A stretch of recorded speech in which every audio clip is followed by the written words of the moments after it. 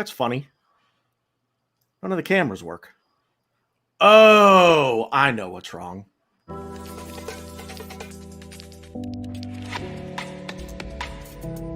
West Cork Beard Company make beard oil and beard balm for a strong, healthy, great-looking beard. Handmade from all natural ingredients in Clonakilty, West Cork. Check out their YouTube channel for beard care tips and advice, or catch them online at westcorkbeardcompany.ie. We're here. Welcome to the very first episode of the Same Old Arsenal USA. I am joined by my good friend from the western part of our beautiful continent, Stan, out in Vancouver. Stan, how are you? Thanks for being here, bud. Very well, mate. It's a lovely mild evening here in Vancouver, and I'm looking forward to getting this show on the road. Lovely, lovely. Ryan, beside me up to, I guess it's the viewer's right as you're watching the show. He is in, New Haven, Connecticut, is it? Middletown, is that where you are? Yeah, cool. Middletown, Connecticut. Say hello to everybody, but nobody really cares how you're feeling tonight. Hi. What's going on, everybody?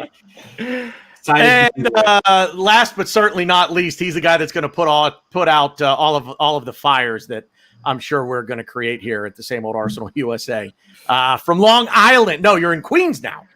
Are you not? Queens. Rohan. I'm Queens. in New York City now. The king of Queens, baby. That thing's already been done. My bad. So welcome to it, everybody. Thanks for being here. We've already got 40 in the viewing right now. Please, first things first, hit the like button. If you're not already, hit the subscribe button as well. It's definitely going to help out the show. And hit the little bell icon there for me too. That'll let you know anytime we're doing a show or anytime the boys cross the pond on Monday Night Raw, as Stan likes to refer to them, are doing a show. So I thought the first thing we would do here, fellas, is just give everybody that's watching a quick, I guess, little synopsis of how we all became Arsenal fans, and maybe just a good memory of the club from your time as a supporter. So, Stan, I'm going to come to you first. I'll let you go ahead and tell us your background on becoming an Arsenal supporter. Well, obviously, you can hear by my accent, I'm not actually Canadian, right? I'm actually from South London in Peckham. But by rights, for me, I should probably be a Newcastle supporter. My old man was a Newcastle supporter. His old man was a Newcastle supporter. And his old man played for Newcastle with his brother. He actually won 3 league titles and 2 FA Cups with Newcastle United back when it was in the old First Division. And growing up in Peckham, my old man used to come at weekends and take me out, when I was a young kid. We used to do all the stuff in London. You know what I mean? We used to do like the planetarium, all of the museums. And then one day he turned up and he goes, "Boy, I'm taking you to a football match." Now, living in Peckham, my closest ground is Millwall. So he obviously wasn't going to take me there, right? That's not your ideal Saturday afternoon with your young lad. So the nearest ground after that was Crystal Palace. And the first game that he took me to, which was obviously supposed to be my indoctrination, was Crystal Palace Newcastle. But the thing was, I'd never been to a football match before. It was all standing. All these hairy-ass geezers standing next to me with rattles and shouting. And I got to be honest, I didn't like it at all. Bit of a mummy's boy, didn't like it. But when he brought me home and he said, my mum looked at me and said, "Oh, did you have a nice time?" I kind of looked up at my mum, looked up at my dad. And I didn't want to break his heart. I said, "Yeah, it was great." And he said, "Good, because we're going again next week." So next week he rolled up, picks me up. And this time I was actually watching the game. I was actually taking a little bit more interest of my environment, what was actually going on. And that fixture was Crystal Palace Arsenal. And I was hooked to number 7. We had this number 7 playing in his yellow jersey with his socks rolled around his legs, and he was everywhere. And that was Liam Brady. And that was almost about, 42 years ago now. And I've kind of been hooked on Arsenal ever since. That was it. I mean, it's going to be pretty weird, right? Being the only kid in your class in South London and supporting a team like Newcastle up north. I mean, that just would never that would never have worked. So it kind of worked out for the best, really. Yeah, I would think so. At least based on, well, relatively recent history. So, but any fond memories that you would that you'd like to share with our esteemed audience? Yeah, one of my first Arsenal memories. I think it might have been the 1980 FA Cup final. And I remember cycling over with my mates to the adventure playground, these adventure playgrounds that we used to have in London, where they had a TV on. And I'll never forget, and it's always stayed with me, and that was the image of a young 17-year-old Paul Allen playing up front for West Ham. He's just him bearing down on our goalkeeper. But coming up behind him is the imposing figure of a big ginger-haired Willie Young. And he just brought him down. He just brought him straight down as a professional foul. And I just remember staring at the TV and thinking, can you actually do that? You know? But my other fond memory was probably my last live game that I attended before moving over here to Canada.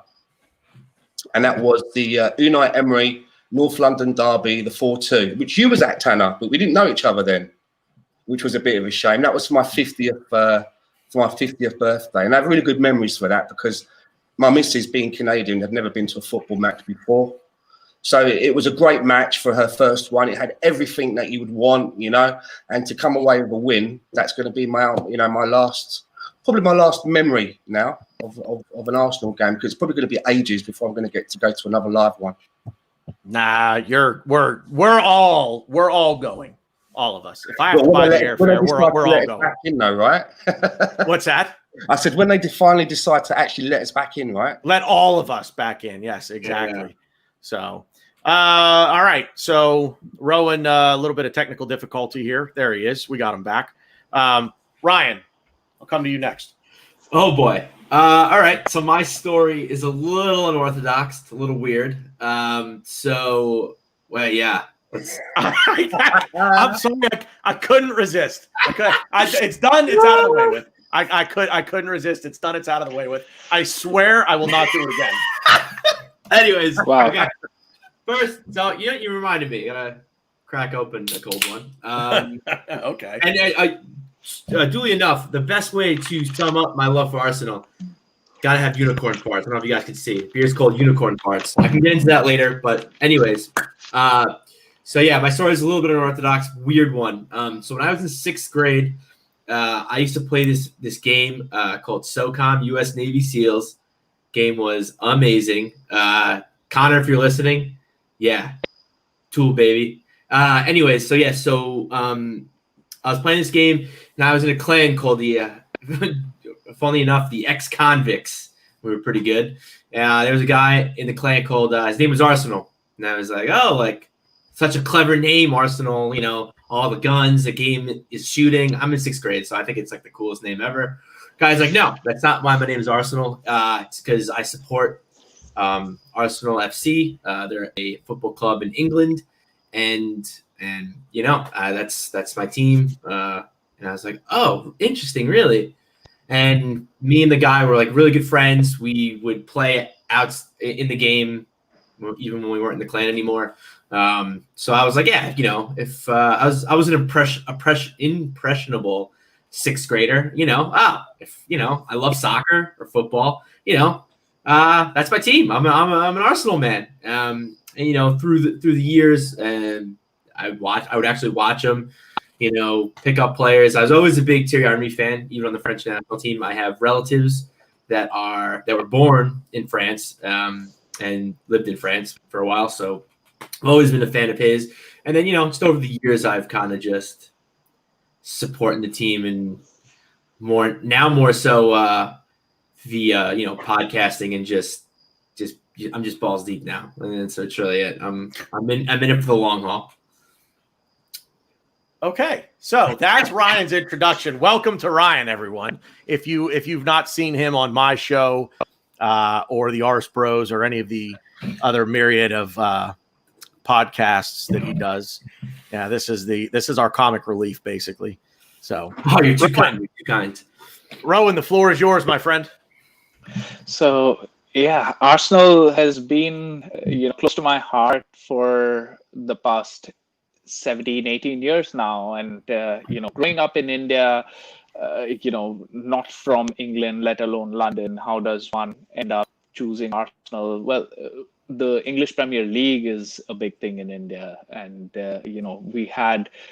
everybody had brothers, friends, etc., who were supporting some team, and that some team was inevitably Manchester United. And I started watching, and that was in the 2003, 2004 season, which we all know what happened in that season. And I just looked at the teams, and Arsenal just played the most beautiful football. Thierry Henry was gliding on the pitch, and game after game, there was just so much fight, so much energy in that team that I just got hooked onto it. And then I started reading up more and more about it. And then it was almost the battle of the underdog versus the dominant team, which was Manchester United. And, Arsenal in no way out of the 92 teams in the league are underdogs, but in that comparison they were. And Wenger's philosophy, Wenger's his ideology of playing the right kind of football, running the club in the right way, all of that just got me hooked on to it. So, and then years and years later, maybe it's Stockholm syndrome or something, it's just given me so many moments of pain. That's why I like it, right? Like, so that's what it is. And a funny story that I have is like Tanner, you refer to me as the Arsenal Esquire, right? Because by profession, I'm a lawyer. And, when I was graduating from law school, and that's the time essentially when Van Persie, that whole incident happened, right? And I was so angry with these players that I was like, if I ever became the lawyer for Arsenal, I'd tie them down to the most harshest contract. They can't leave, they're going to be Arsenal's bees for the rest of their life, right? Like, and so when I was graduating, I actually found out that Slaughter and May, which is a law firm in England, was representing Arsenal, and I actually wrote to them saying that I'm interested in that position. And my only qualification, the two qualifications that I had, one was I was a lawyer fresh out of law school, and the second one was that I was an Arsenal supporter. Of course, I didn't get any response to it, but that's my story. I wonder if I could write to the club and just say that my only qualification is I can dazzle with bullshit and I'm a stud at FIFA. Well, let's not go in terms of squad building. Because I'm sure there's some 9-year-old out there that would hang 17 on me if I played online. So all I ever do is career mode. So So all right, guys, that's our show for tonight. Thanks everybody for being. No, I'm kidding. So my story goes like this. There's hopefully for most of the Americans watching the show, if you're old enough, you'll remember a show on ABC. It used to be called the ABC Wide World of Sports.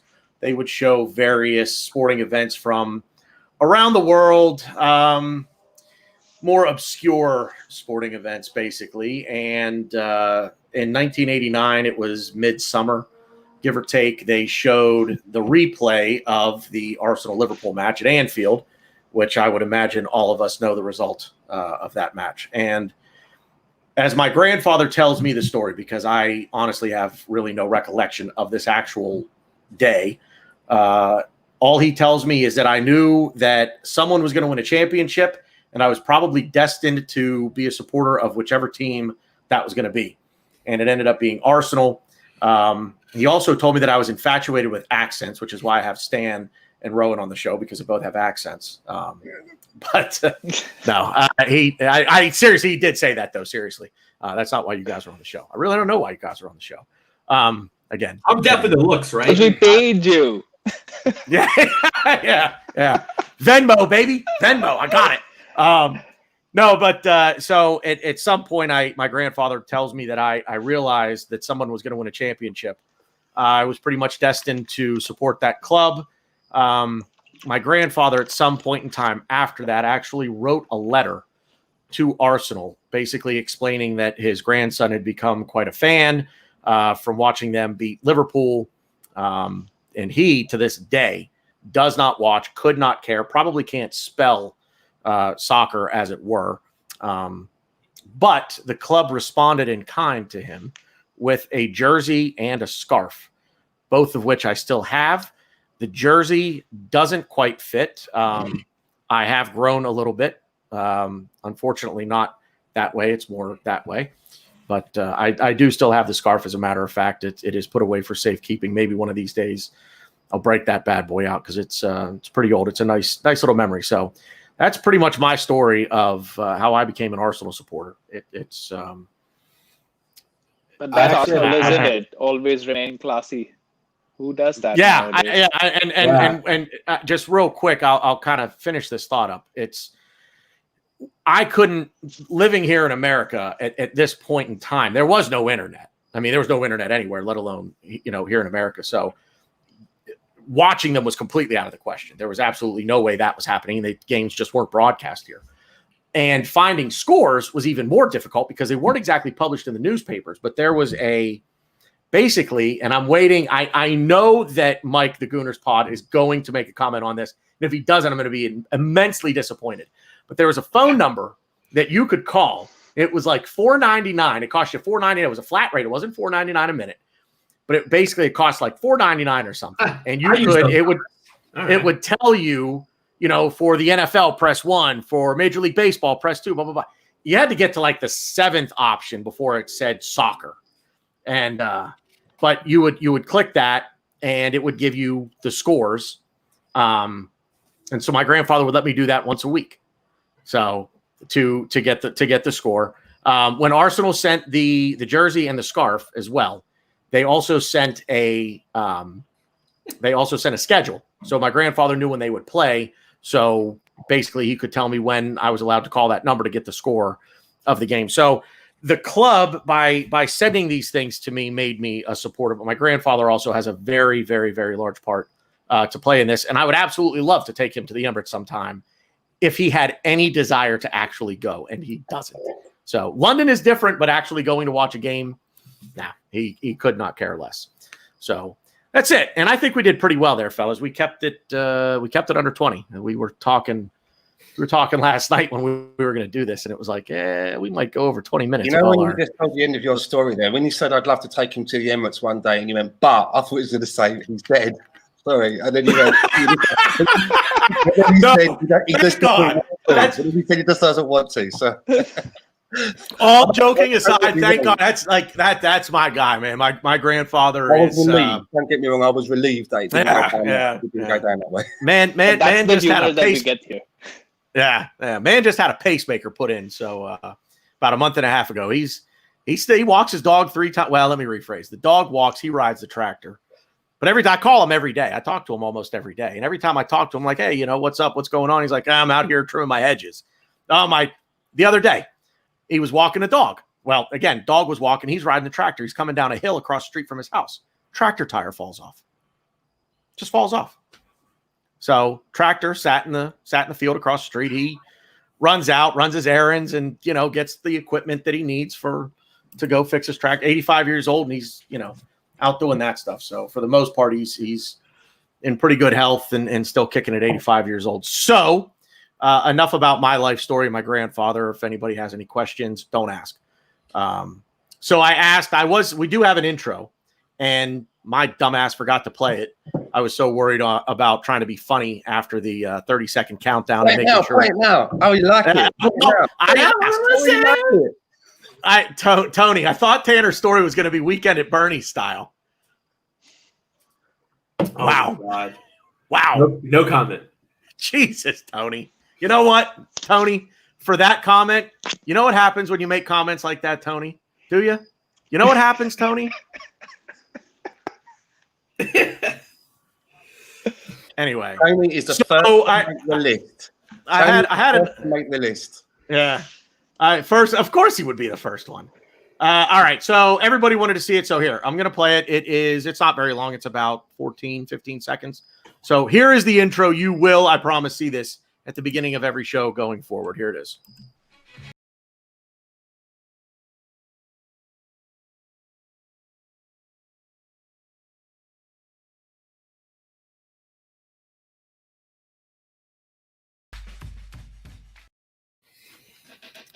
There it is. That's it. Let me know what you think. Post it in the comments. Now, I actually have a serious question before we go any further, and it's been bothering me, and I need to bring it up. Do we have to say soccer? Do we not say? Do we say football? Well, all right. So bad if we say soccer. You know what? I'll tell you what we're going to do is this. We're going to put it up. We're going to put it up as a poll on the Twitter account. So at the end of this show, unless one of you guys want to tackle it, we'll put it up as a poll on the Twitter account, and you let us know, do we want to call it soccer to differentiate from American football, since we are an American podcast, or since we won't be talking about American football that I'm aware of, do we just call it football because it's football? So we'll put the poll up. You guys go and vote, and whatever the vote is what we'll do.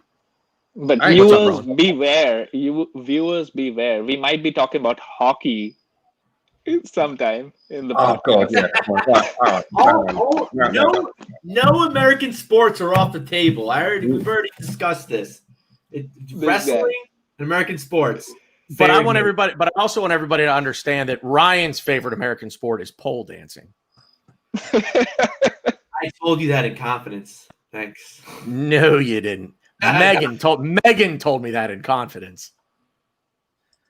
I mean, you knew I was going to get a reference in at some point. She's not going to be able to go into the comments and be talking and me not make a comment. So, all right, enough. On to the Community Shield. 2 trophies in 2 games.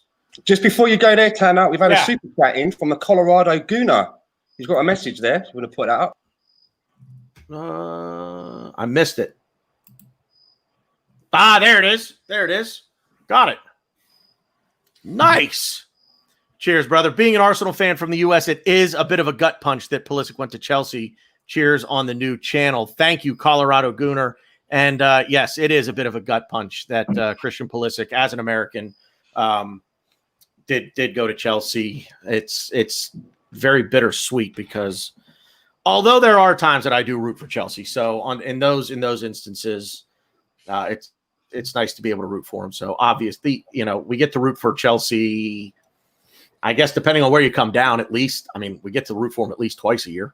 They've got to play that other club that play in North London. Utterly refuse to say that club's name. You will not ever hear me say that club's name on this channel. I don't care if anybody else says it. That's fine. I'm not saying it. But yeah, we get to root for Chelsea at least twice a year. I root for Chelsea over Man United. So yeah. Liverpool, I root for them over Liverpool. I hate Liverpool more than I hate Chelsea. So, and then if there's any club that Chelsea needs to beat that's going to help us, I'll root for them then too. So, Chelsea need to beat, Newcastle for some reason. If that somehow helps. You do realize you've just said their name twice, right? But okay. Who? Chelsea. That's the 3rd time. That's your hat trick. No. I wasn't talking about Chelsea. I'll say Chelsea's all about. Oh, I thought you said No. No. That other club in North London is Voldemort to me. No, I think that's he who shall not be named, right? It's Voldemort. I've never seen an hour of Harry Potter movies. What? What's funny and how stupid that other team is, that they've come out with this documentary recently, right? And I've just seen clips of it, which is funny, but it's called. They have 3 episodes of it that have come out. Apparently, that's what I've read. It's funny because this show, it's called All or Nothing. Yeah. They just had 3 episodes. And it was nothing. It's nothing, yeah. Absolutely nothing. So all right. General thoughts from the Community Shield. I'll start and I'll be real quick here. Again, a masterclass tactically from Mikel Arteta, 3 at the back, which I think he's going to do to start the season. As the season wears on, and I've said this before, I think you're going to see us play both 3 at the back and 4 at the back. It depends on the opponent. Liverpool, City, maybe Chelsea would probably be a good opponent to do that against, playing 3 at the back with the attacking options that they seem like they're going to have. But the goal from open play that we scored, Aubameyang's goal, was just that's silly, just absolutely silly. The pass from Saka might actually be better than the goal. The switch of play, but if you watch, he's got 2 defenders closing him down, and he put that ball right between them. He put it right between them, and he put it on a line to Aubameyang. The pass might be better than the goal, in my opinion. I'll do you one better. The way we dribbled out the back to get the ball to Saka, I think better. Yep. A couple years ago, we would have probably scored an own goal, or we would have a year ago, not a couple, a year ago. Suffice it to say, 10 months ago, that would have been close to being in the back of our net by our own feet, quite frankly. So good performance. It really was. The Liverpool goal, I don't really see anyone to blame for that. I watched it back a few times. I really didn't see, and again, if anybody disagrees with me, chime in, but I didn't really see anyone there. It's just, I think Luis is watching, but I mean, if you want to really, if we have to sit down and gun to your head, blame somebody, you can blame Luis for ball watching, Xhaka to an extent, Tierney to an extent, but he made a really good touch on the ball to begin with to move the ball to, I don't even know, Keita, Ronaldo. Minamino? No, he passed it. He passed it to Salah. Salah. Yeah, it was Mo Salah. And then Salah right back to him, and it was just you guys in the chat box and watching and everything, you guys are going to hear me say this a lot. It's not always about what Arsenal did or didn't do when the other team scores a goal. The other team gets paid to play too. And Liverpool, let's face it, they're one of the best teams in Europe. So, holding them down for 90 minutes and holding them scoreless is a feat. That would be something to behold, in my opinion. So go ahead, Rohan. And I want to address that, right? Because a lot of people then I read or I heard them saying, this is Liverpool weren't taking it as seriously. The guy who missed the penalty was a kid. It wasn't like their main penalty takers, etc.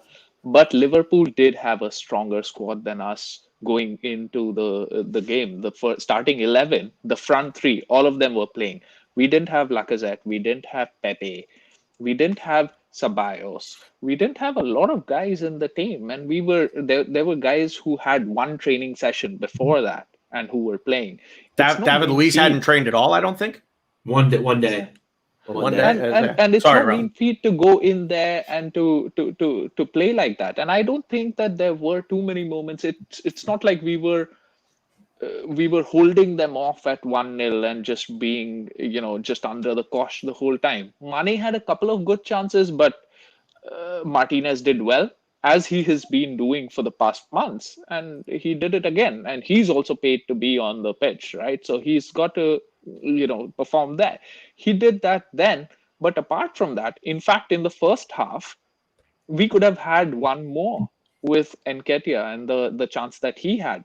So we played some slick football. The way that we played out from the back, the switch of the ball from the right to the left, and then Aubameyang is slowly turning into Henry. And I like I said, I started supporting Arsenal because of Henry, and I know that Aubameyang can probably never become Henry, but that goal was mighty close. And some folks will say that he only scores tap-ins, but that was a worldie. I'll even double down more. The only 2 players they were missing were Alexander-Arnold and Jordan Henderson. So they had their full team. And on top of that, Rhian Brewster, the player that missed the penalty, he was specifically brought on in stoppage time to take the penalty. So I'm not giving him any passes. Not giving him, he's young. He played very well for Swansea City last season on loan. He's going to be a player. He's going to be a really good player. Yeah. But they brought him on for that reason. So I give them no points. I don't even know how that Billy Madison quote went. No points, and may God have mercy on his soul. I don't know, but yeah, they lost. Real quick. Let's answer Paul's question real quick. I think we can all pretty much give 1 to 10 word answers on this question. I'll tackle it first. Paul, my greatest of all time Arsenal player is Rohan just mentioned him. It is Thierry Henry. Ryan? Right.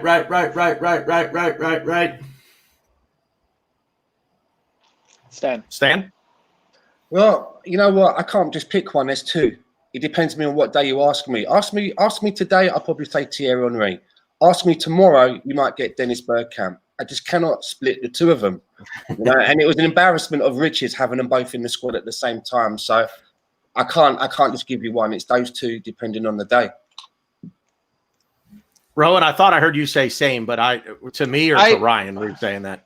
No, so for me, it's Henry, and Henry is the GOAT. It has to be him. But in retrospect, again, Bergkamp right up there, and I want to mention some guy who we haven't mentioned. This guy who now, in retrospect, is a vital cog in that team who keeps it functioning is Patrick Vieira, right? So. That guy. So these are my top 3, actually. You didn't ask for it, but you got it. That's what you get on this podcast. More. We go above and beyond on this. Well, Rohan goes above and beyond on this podcast. Ryan just kind of mails it in. Stan always puts in a good effort, and I'm just along for the ride. So, hey, at least I have a nice joke to end it usually. Sometimes. Sometimes. We're all laughing at you. We're all usually laughing at you regardless. Hey, as long as I get a laugh, I do my job. Let me get Colorado Gooner's name or get his comment in here. Trying to get the channel started. Appreciate it, man. Thank you very much. The goal we gave up was a fluke. That happens. Secondly, am I in the minority that thinks AMN would easily be our starting right back? He grew up as a mid. So did Trent Alexander-Arnold. You know what, Colorado Gooner? Do me a favor. Come back to this. Once we get on, we're gonna bring up a bit of transfer business. We're gonna get into Ainsley Maitland-Niles as well as Hector Bellerin.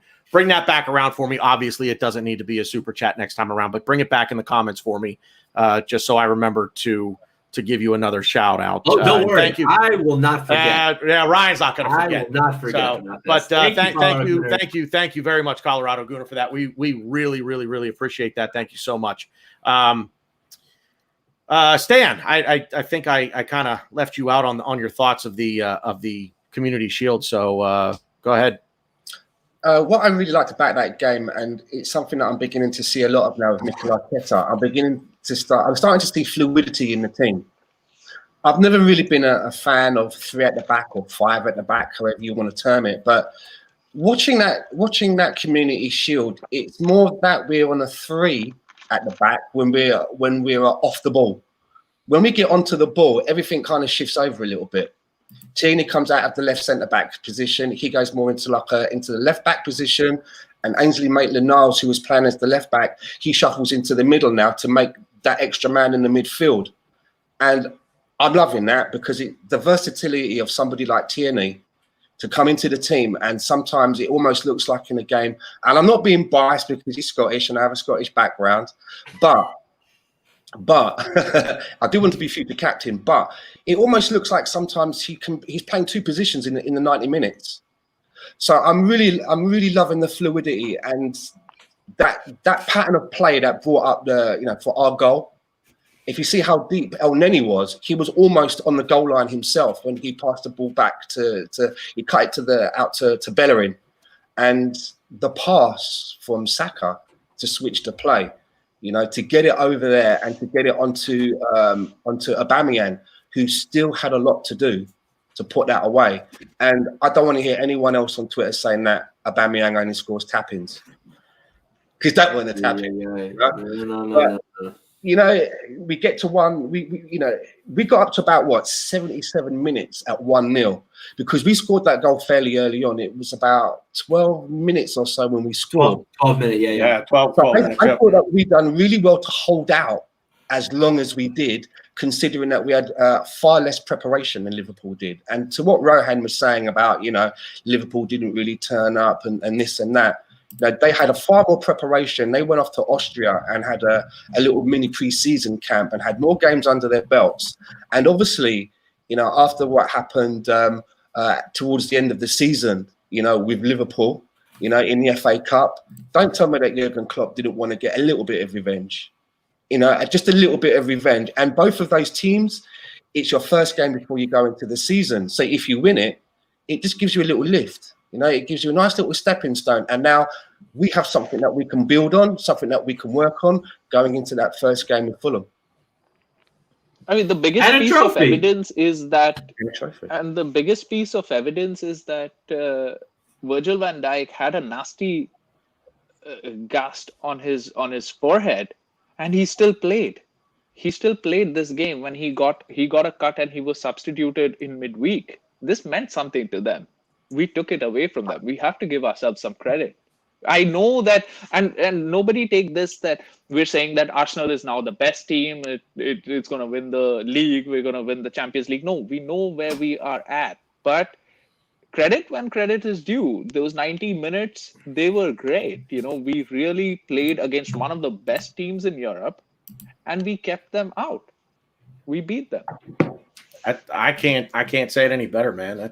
Give credit where it's due, and Stan. I echo everything that Stan said as well. So just real quick here, another super chat. Thank you, you sexy little rodent, you football gerbil. All right. Ryan's getting jealous now. I usually only refer to Ryan as a sexy rodent, but boy. Wow. All right. Megan's not going to be mad at me for mentioning her name twice in this show now, is she? Wow. She's in the comments, so I guess she can tell me herself. So the football gerbil. Did someone say transfers? Someone did say transfers there. Good hearing. I didn't think you understood English. I figured you only spoke things like that. But is that how they speak? I don't know. I have no idea how they speak. I figured he'd be out running on his wheel and drinking water out of the little, too. But here he is. He's in the comments. So we're gonna get into. Go ahead. No, what I was gonna say was we none of us really mentioned it. The discipline and the calmness that we played with in the back and in the midfield. I'm blown away.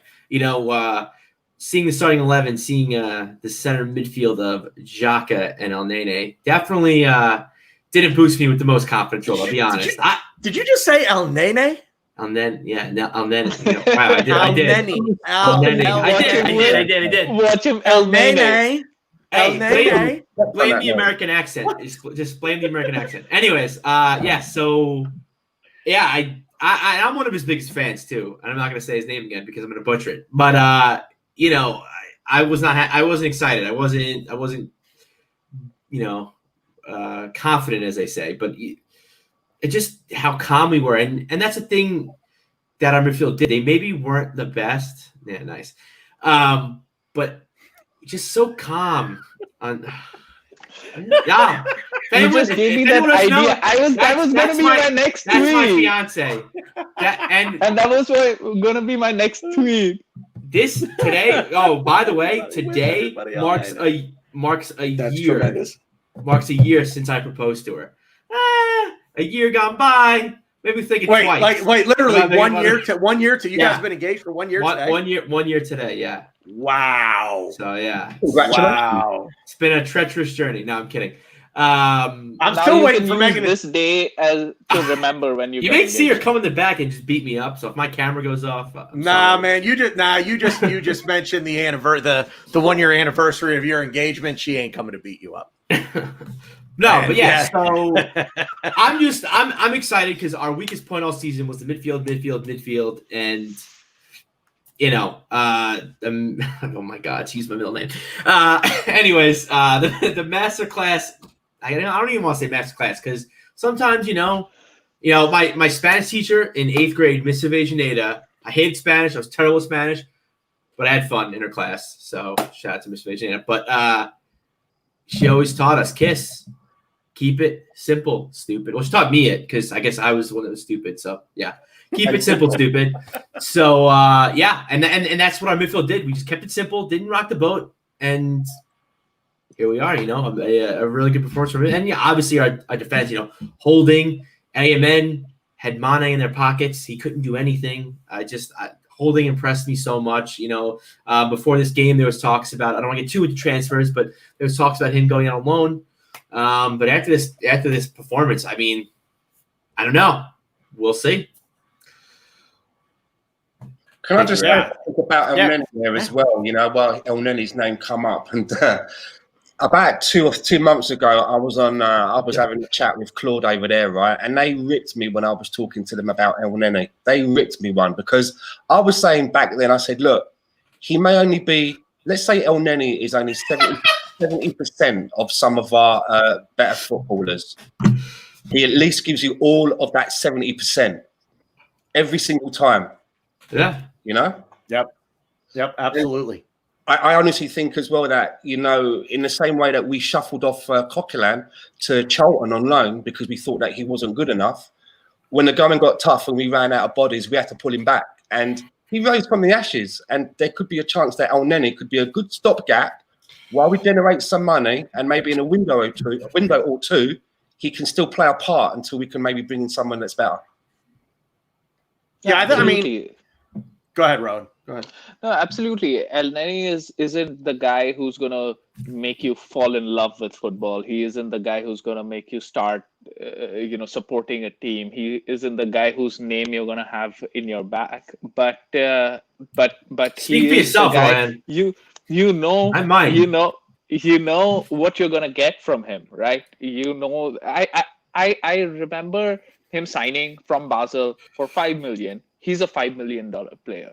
That's what he is. He's nothing more than that, but he's dependable. He's not going to make too many forward passes. He's not going to make too many cutting the defense passes, but he's not going to make that mistake to concede you the goal as well. And sometimes that's as important as creating a goal. You know what? I agree with everything you're saying, and I agree exactly what Bearded Gooner is saying, but to play in a top six, well, I guess we're at top six, but in a big six team and to play on, in the best league, I think I don't want to say I trust him completely, but he could put in a shift. He could, he keep like I keep going back, keep it simple, stupid. He keeps it simple. And I think that's why people kind of sour on him, because he's not really a guy that'll be flashy, but he keeps it simple. He doesn't rock the boat. He doesn't do anything stupid. And to me, I think that's worth a little more than $5 million. If he could bring that to a big six club in the best league, and yes, the best league in the world. No different to Henderson really at Liverpool. Henderson is a good example of simple, stupid, whatever you call it, right? A kiss analogy. Henderson does that. You go back maybe 2 seasons ago. I've had conversations when I was living in Amsterdam. My mate over there, a Liverpool guy, he was not impressed with Henderson. But now, as the seasons have gone by, people are seeing what it is that he does. He's so calm in there. They laud him now. They appreciate him for what it is that he's doing, And maybe El Neni is that kind of a player in that same mold that Coquelin was. Mohamed El Neni, and you guys have heard me say this before, mostly about a position, not necessarily a particular player, but Mo El Neni embodies the idea that if you don't read his name in the newspaper, he probably had himself a pretty good game. He's just that kind of a player. Yeah. You know what I mean? And that's the thing. If you don't read, I don't want to read his name in the newspaper. Yeah, I don't need to see that. And that being said, I don't need to see that Mohamed El Neni scored 2 screamers, similar to the one he scored against MK Dons last week. Barcelona? Just saying. How saying, dare I forget? $5 million players don't score against Barcelona. Come on. Let's go. Mohamed El Neni does. The Egyptian king. Yeah. the picture of him with Mo Salah in the tunnel at the Emirates. This picture has the best Egyptian player in history, and the other guy's name is Muhammad. That was tremendous. So, but Yeah, Good time. Excuse me. Go ahead, Ryan. No, I went. I don't want to say I went to a meltdown, but I was like liking every El Nene post, not El Nene post, and just I was tooting his horn even before this game, and even now. I don't think he's the answer. He's not gonna. I toot his horn. I stroke his little ego, but he's not a guy that's gonna start for us week in and week out. But he's definitely, in my opinion, he's a guy that you want to have on the bench. He's a guy that you put him in. You don't got to ask, is he ready? You don't have to ask, are you willing to give it all? He's going to do it. It's just, you give him something to do. You give him a mission. He's going to accomplish it. It's back to Stan's point. He's not the best player in the world. And he might be 70% of that best player, but he's going to give you 110% of that 70% that he has to give. If that carry the two, yeah, that makes sense. And that's the thing too. People forget. People think that everybody on the Arsenal first team has to be a guy that has to be like, oh, this guy can totally start for us in the starting 11. No. Every team needs squad players. Every team needs guys that are on the bench and are willing to be on the bench, and that's kind of also half the time why players move. It's because they're sick and tired of being on the bench. They want game time. They want this. They want that. I mean, maybe I'm wrong, but I think he's a guy he's happy to play for us. He's happy to play for Arsenal. He doesn't mind, getting his ass warm at the Emirates Stadium. And again, like you say, he's going to give you everything he's got. Exactly. So and he's one of those guys that plays for this. I really and truly believe that he is one of the few on this team right now that genuinely play for this, not just for that paycheck. Sorry, Rohan, go ahead.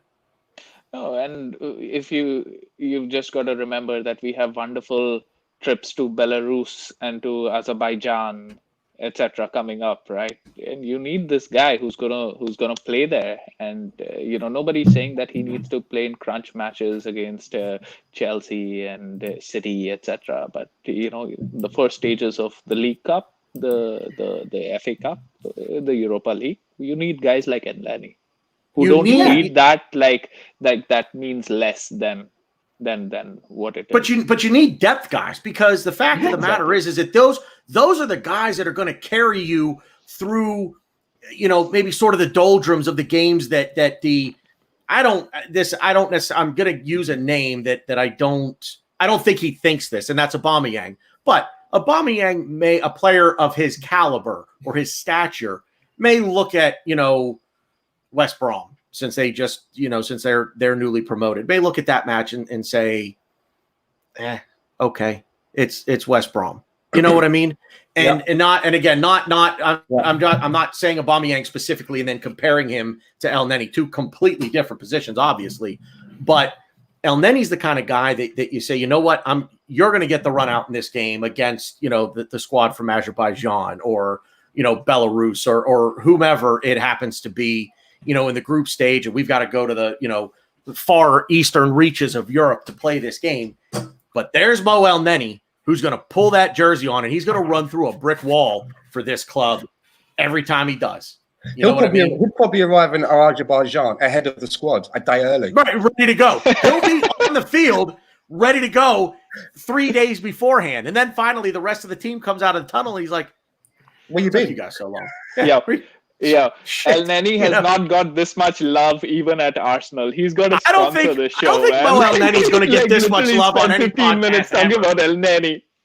Just because Ryan said Elneny.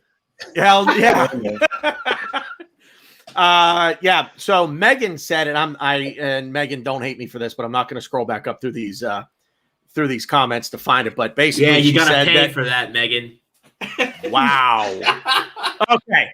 Challenge issue. Megan, I am desperate to hear the story of the bet that you lost to say yes to this guy. Desperate to hear the story. Anyway, no, what Megan said. I think it actually might have included straws. One of them was short. I don't know. Yeah, right. The shortest straw.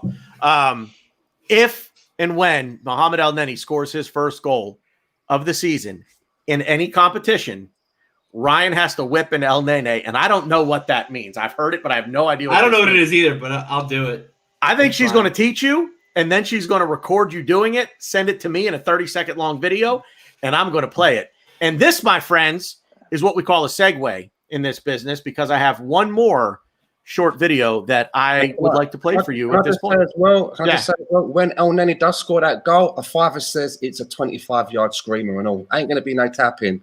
El Nene don't do tapping. Remember that goal against Barcelona? I'll take your bet, and you're going to regret, because El Nene is the best there's ever been. On the Gabrielle thing, but okay, we can talk about that later. All right. I ain't forgotten. Yeah, last one there. I got a countdown going up here, so if I don't play this one, they're really going to shut everything off seriously. For Gooners everywhere, this is the ultimate football app for you. For match highlights, interviews, and the best Arsenal videos and podcasts. Download the free Gunners app now from the App Store and Google Play. Okay. It's got like commercials and everything, man. I know, right? This is high tech. This is high tech stuff over here. We do it right on the Same Old Arsenal USA show. So as the gerbil said earlier, Gerbil, I need you to change. You got to be a different rodent, man. I can't keep saying gerbil because it's just the thoughts that are in my head, and the things I want to say about Ryan are just not appropriate. Transfers. So a lot of news making the rounds. First of all, the introduction video for Gabrielle. I mean, for Gabrielle. Gabrielle. Gabrielle. I don't, man. I get that it's a different time, and things are a little different now, and we can't do the big productions we used to do. But this video was pretty whack in my opinion. Really. Wait, I loved it. You know what? In the department thinks that a Zoom call is interesting. Really? I liked it. Of three guys speaking Portuguese, and I can't understand, and all I get to do is read the subtitles. Fair. I did more reading than I've done in probably a couple of years, but wait. You can read? Well, at a 5th grade level, so that wasn't that hard. I told you in 6th grade I was playing SOCOM, and then I followed Arsenal, so that's where the education kind of stopped for me. But fair. Yeah, I just thought it was different. I mean, yeah, David Luiz's acting could have been, could have been a little better, but I'm not going to judge it. I thought it was cool. I like the way they kind of slid it. I didn't like the tease because they teased it, and I'm like, okay, I know it's happening. But if they didn't really tease it and it kind of just they just did it, I would be like, oh, hey, what? I don't know. I liked it. It came out of left field. I liked the whole production, and like you said, you can't really do a whole song and dance. What they're going on. The one thing I did, I liked the Brazilian players that they listed. So I thought that was kind of cool. I actually posted on Twitter I don't know who made the video, but it was on his Twitter account. So I retweeted it. I liked that video better. I don't know. I think you saw it. I don't know if anybody else did. Talking about all the Brazilian players? No. That was the Arsenal. The other video. Yeah. But there was another video that came from Gabrielle's or Jabri. Is it seriously? No, it's Gabrielle. No, anyway. That was a part on Gerbil, man. Come on. Wait, I got it. I was. Whoo. Here's the joke. Here's me. Yep. Woo. Feel the breeze from that one blowing right by me.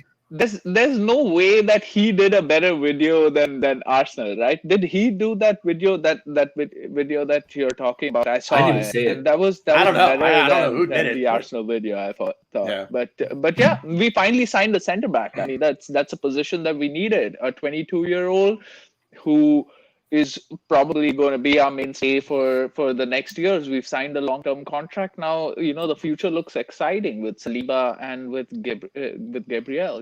Hopefully they're going to form a formidable partnership And again, these two youngsters, we know that they're just coming into the league. They need some time to bed in. They aren't going to just start performing right off the bat. We don't expect them to. What we expect them to do is put in the hard work and to learn every game, to get better every game. And you know what I trust? I trust Arteta to teach them. Oh, yeah. Defend. Actually, yeah. I'm not gonna throw him under the bus. I don't think he's watching him. I'm not gonna call him out by his Twitter name or anything like that, because that's all I know him by. I'm not gonna throw him under the bus. But this dude is, I will say this, he's an Ozil fanboy, but he put out a tweet today that said, You already threw him under the bus from an Ozil fanboy. he sees all of these people who trust Arteta or trust in Mikel Arteta, and then he says, is it against the law or something like that to have an original thought? And it's like, this is just one of those. It's just always negative. If it's not positive about Ozil, it's negativity about everything else, and it just drives me nuts. I mean, it's because Ozil's not playing. That's why. I don't. Yeah, I mean, let's not give him any air then. Yeah, I'm not gonna say, I'm not gonna mention my name, but I'm just making a statement that crap. Whoa. Oh, So Gabriel, right? Hey. So Listen, Gabriel, I have skeletons in my closet. Surname. I'm like any kind of politician. I have skeletons in my closet. I'm not gonna go. We're not. This show is not for that right now. Maybe on another show we can get into the Ozil talk. But whoa. Yeah. We'll have to have some words tonight. Me and the wife. Stan, go ahead. I was just saying. So Gabriel, I learned how to say his surname. It's Magalesh. Yeah, Magalesh. Yeah. But he looks like a good a good centre back to bring in, and it seemed a while now that I've seemed really confident. I feel really confident with what we've got at the back.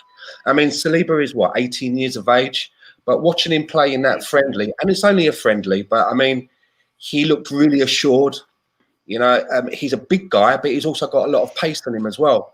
So once those two get bedded into the Arsenal way, and I think what we're going to probably see is David Luiz playing in the middle of the both of them is probably a good bet to bed it in. At some point, I'd like us to see us move into that back four and get in an extra man in the midfield. But for now, it's solid. And I also like that we've got a competition for places, because you've gone from having no left-footed centre-backs to now having two. And some people say, well, where's Pablo Mari going to play? Well, Gabriel is not going to be able to play every single game in all competitions.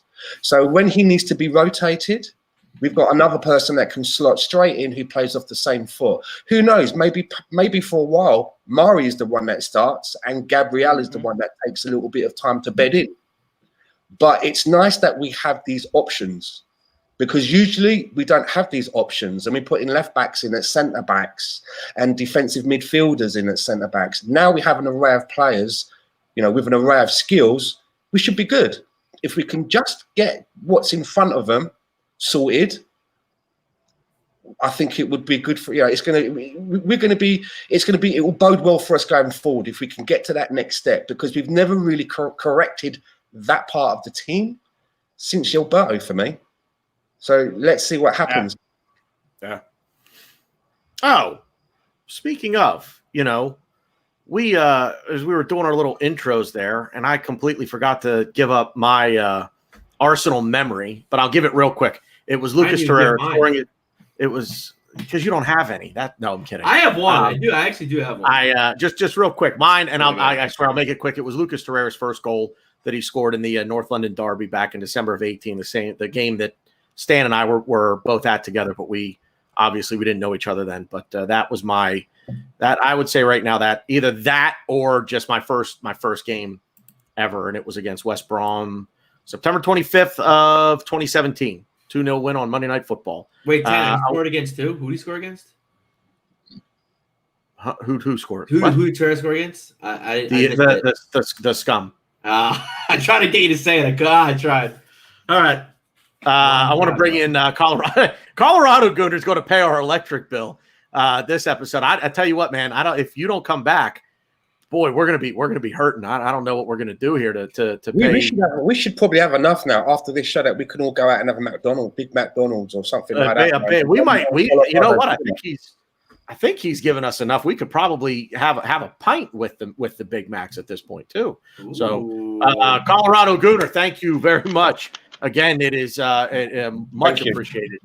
Yeah. Name our center mids. So, if you guys don't mind, we could kind of move through this. We're on the transfer topics, and we can talk about this. Name our center mids that would start for any top club. After that silence, name the center mids that would start in top 10 clubs in the Prem. Silence again.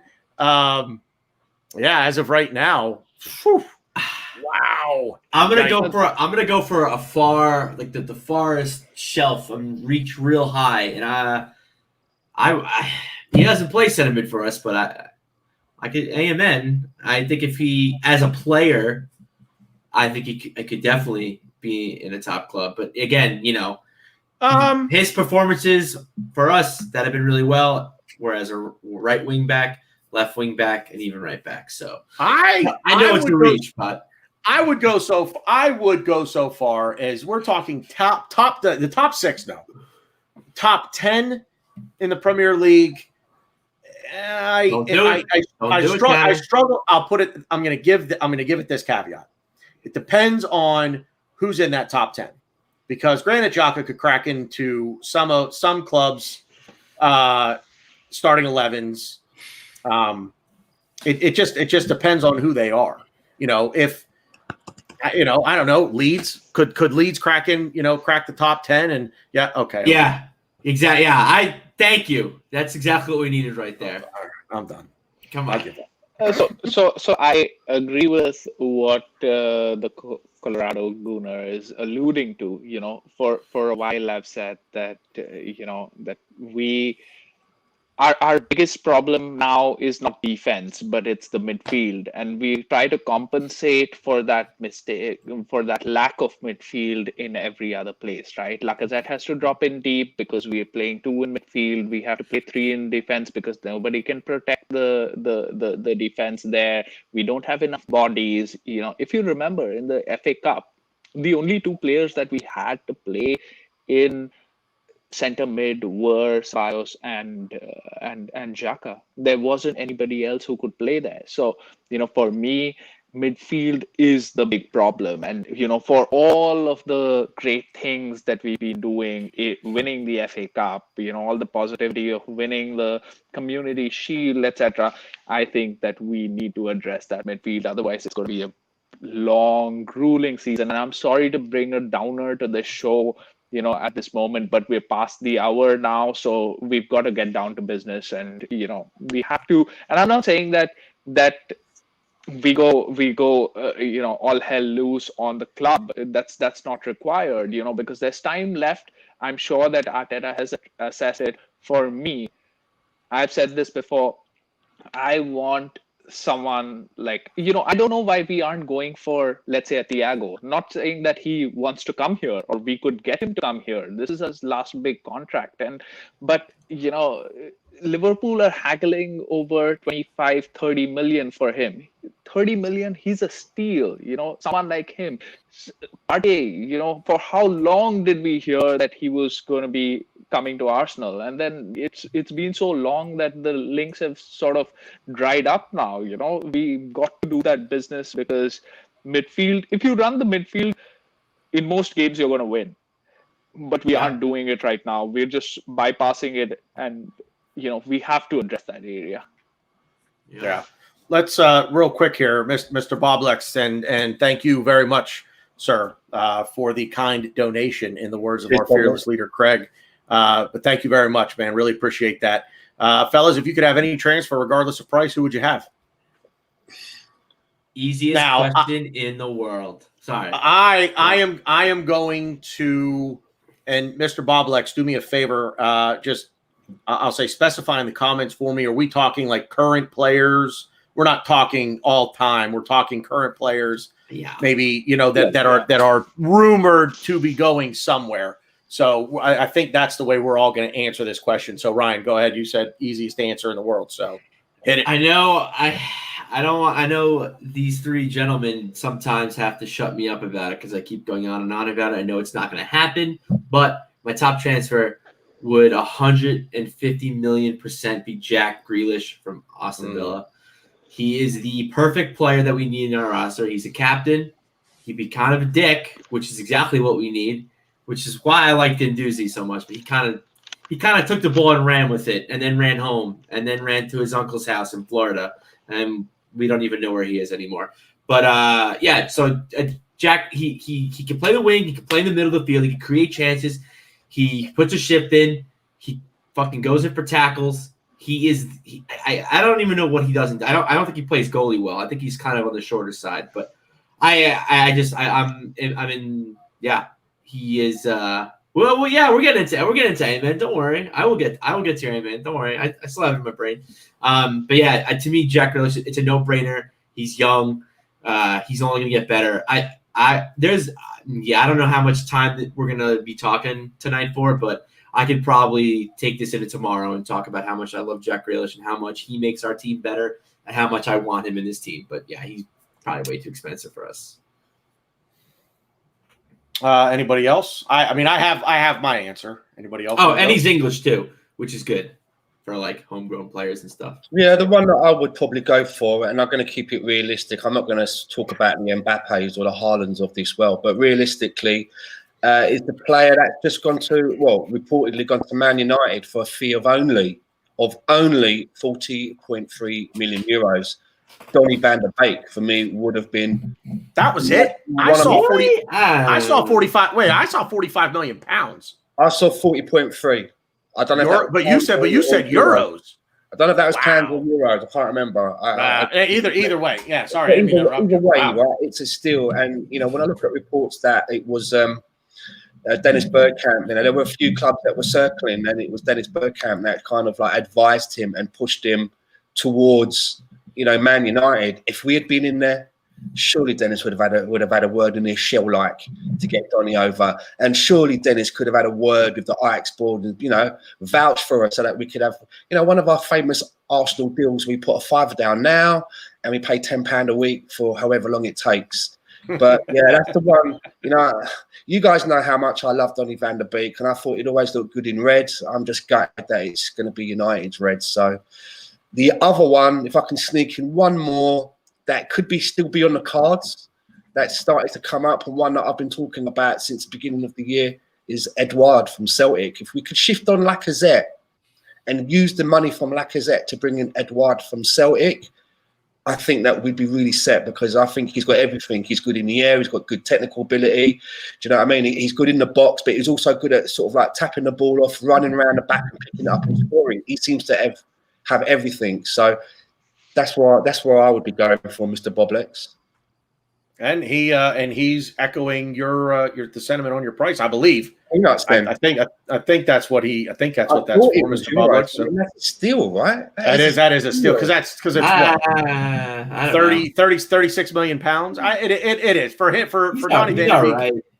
He's all right. I'm not. He hasn't excited me. If we got it for 40 mil. Rowan, you want to go? I've already said it before. Not much else to say about Thiago. I would have him. He controls the string of the midfield. He's played at that highest level. He knows what the game is about. He's going to make us much better. He can play attacking mid. He can play center mid. That's what we don't have, and what we've not had since probably Santi left was a guy who could shift the ball quickly. I feel that if Xhaka has a great passing range, but his issue is that he takes too long. If the rules of the game were that nobody could close him down for 10 seconds, Xhaka would be the best player in the world. But that's not the rules of the game. So we need an upgrade to him. That's a vital position for us, and Thiago would be the right guy for it. He's available. He wants to leave. He's made it clear. He wants to play in the Premier League. Why aren't we, being competitive for him? And and I think everybody in the comments will shout out, will be shouting at their screens that, Messi has said that, why don't we, Messi has said that he wants to leave Barcelona, and why don't we sign him? I saw Ray wrote that, and he's the obvious choice of who you could want, but I think I would that still take I don't Grealish. think Messi fits into this Dying team on that because sword. I saw him in that 8-2 defeat at Bayern Munich and the way he was walking back, and we can't have, for all of the talent that he has, and he's 100% going to make us, better, but we can't be scoring, outscoring the team every game. He's just not a realistic fit for us right now. As much as I would love to have the best player to have ever played to play for Arsenal as his last big contract, but I just don't think he fits. No, it's so. I mean, look, the Messi thing, and I'll just say this: I don't think it's realistic for anyone. Now, with financial fair play relaxed for this year because of the virus, if City are going to actually pull this off, they can fit him into the wage bill. How do they fit him in next year? I am fairly certain that I saw a report somewhere that said with City he would be due to earn like £90 million over the course of like the next 3 years or something. How is that? I mean, I just don't know. When we come back to financial fair play in a year, how do they fit him in without moving on De Bruyne, Sterling, Aguero? You'd be looking at a package of around £300 million, and the wage bill for City last season for the whole squad was just over £300 million for the whole squad. Yeah. So you're going to be doubling up again for one guy. It's a lot of cheddar. And like I said, and could they do it? Absolutely, they could. I mean, whatever country it is that their owners own. Qatar or whatever it is, Qatar or Kuwait, one of the two. Qatar. I mean, okay, you know what, Barcelona, here's what we're going to do. We're going to sell you a country. We're going to give you a country for Leo Messi. And that's all well and good, and they could do it. But the wage bill, that's where I think the questions have to be asked from a Manchester City standpoint. How do you fit those wages into your wage bill next season? Not this season. Here's an answer for that. How about this, right? You got Messi's 33 years old, right? He's made a shed load of money over the years. Yeah, he really wants to get out of Barcelona now. He's got probably in the top leagues maybe 3 years left before he could maybe milk out and maybe another 2 or 3 in somewhere like America. So with that sort of money, let's say, because there is a possibility that he could go on a free, because he had to get a free clause that was to the 31st of August, which has gone. But his camp are arguing, well, with the COVID and the extension of the league, that should be extended to the 31st of August, which was yesterday.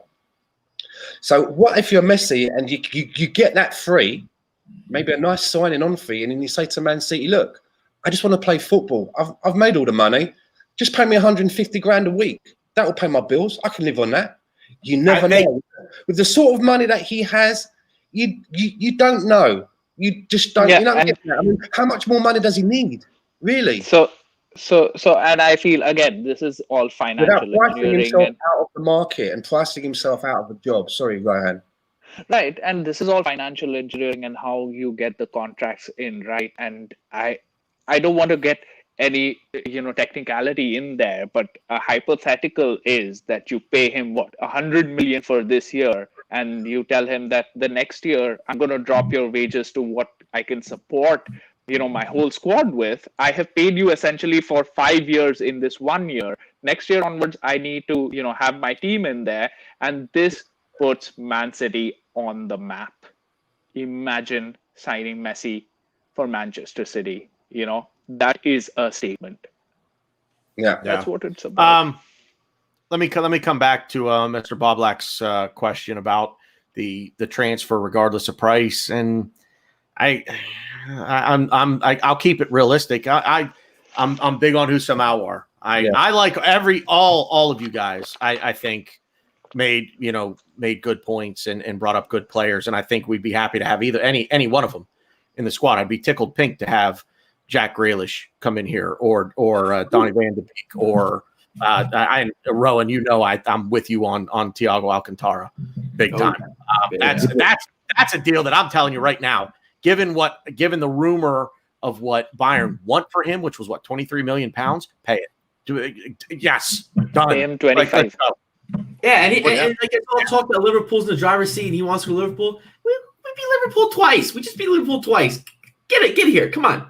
And Liverpool that deal for Thiago to go to Liverpool, I think that hinges on Gigi Wijnaldum signing a contract extension. I think Coffin because he. Go ahead, Sam. Sorry. I was going to say, Coffin Guy in the chat box just hit it right on the head there. Thiago is a Champions League player. He's 29. He's right at his peak. If we were in the Champions League, I think we'd have a shout. But not having that Champions League it's a big deal to players. I think it's a big deal. No, it is, but he's just won the Champions League, and with Aubameyang staying here with Arteta as at the helm, we can give him the confidence that next year we're going to be there, and he can be part of a rebuild. That's what he's not been in, right? He's been part of a great Barcelona team. He's been part of a great Bayern Munich team. He's not been part of the rebuild. Maybe we have to pay over the odds. 23 million is what they're asking for. Maybe we have to pay 27. That's the price that you pay for being in the Europa League. But it's serious. But let me just tie this all together. That no matter who we pick from all of this, what this suggested to me, and what I took out of this conversation is that midfield is the problem. All of us went for a midfielder. Nobody said that my first pick is a striker or a defender. We said midfield.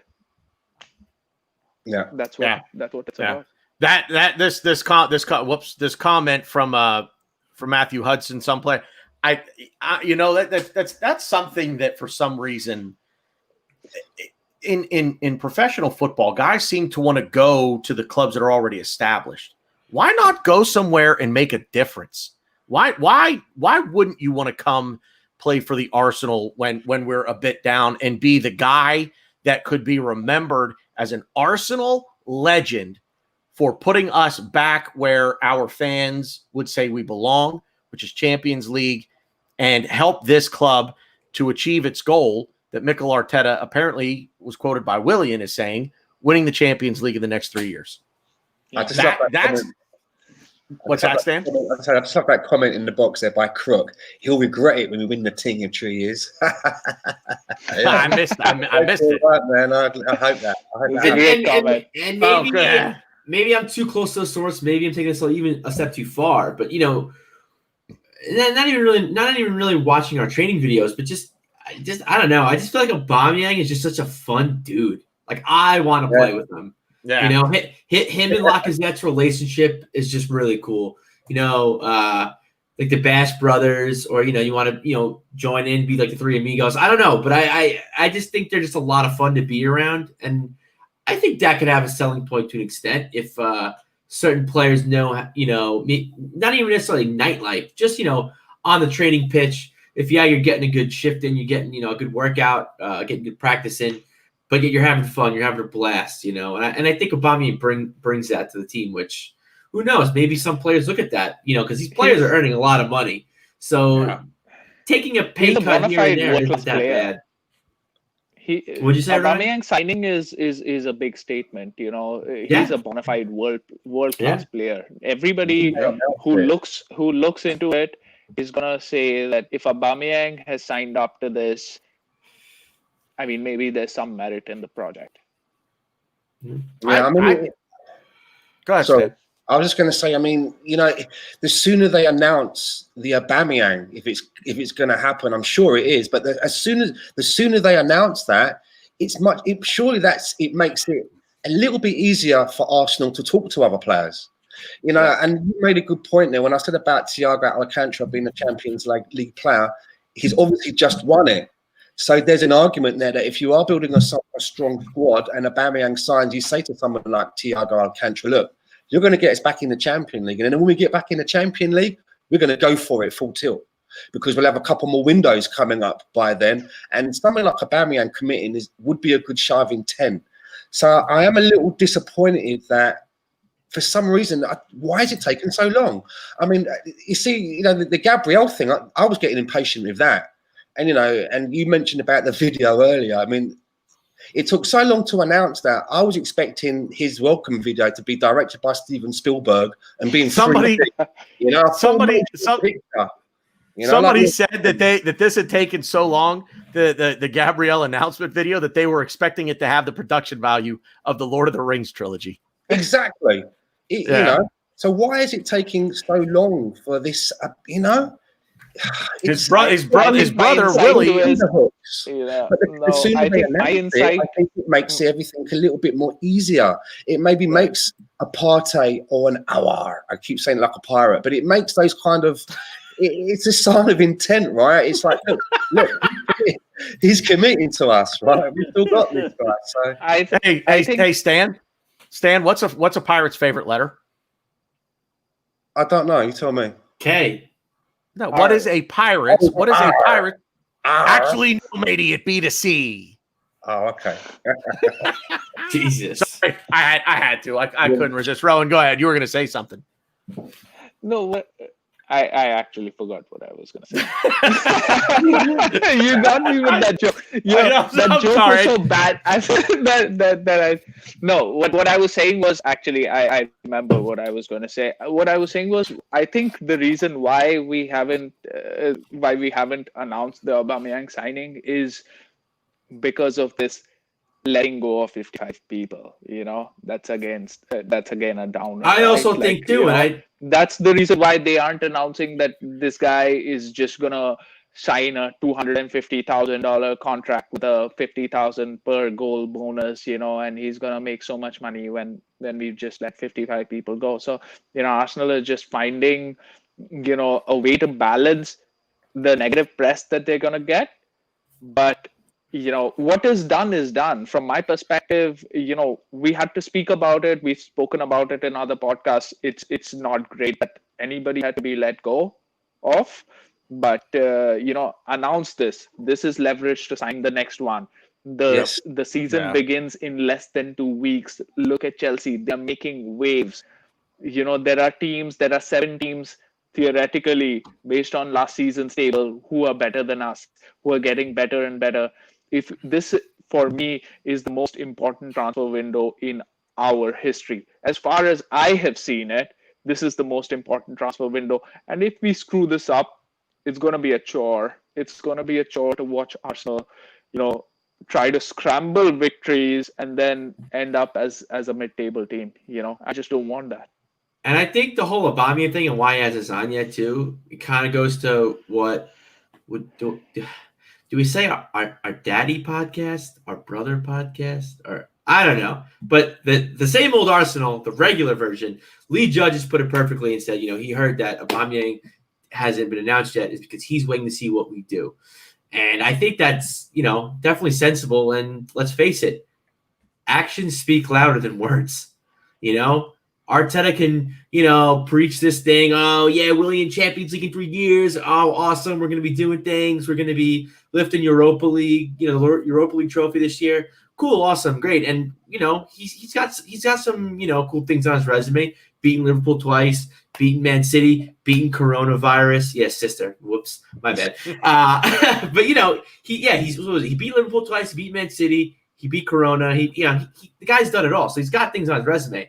So, I mean, I think Aubameyang kind of wants to see our club as a whole take it a step further and kind of, you know, make the signings and kind of really make a play at the Europa League for this year anyways. Yeah, and it's a little bit of which came first, the chicken or the egg with Aubameyang, because before the season ended and we were talking about his contract extension, it was like, well, he kind of wants to see the statement of intent from the club before he signs the contract. But how can we how can we show the statement of intent when he is part of that statement of intent? Yeah.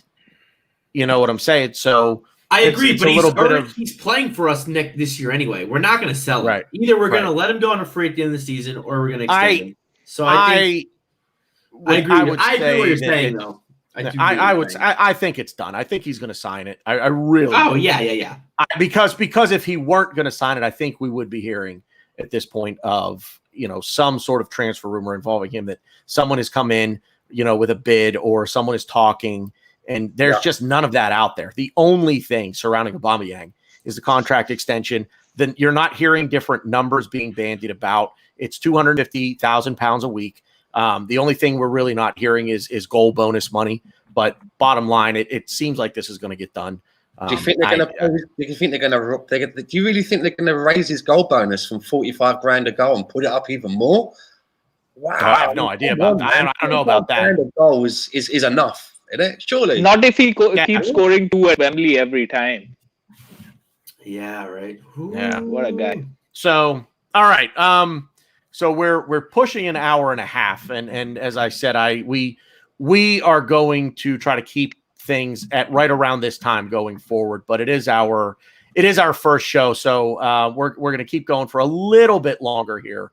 I guess the last topic of the night, there, boys. If unless you guys got anything else you want to bring up, I'm ready. I'm waiting for Amen. I'm sitting here on a nice. There's also some Hector Bellerin stuff that's circulated as well, right?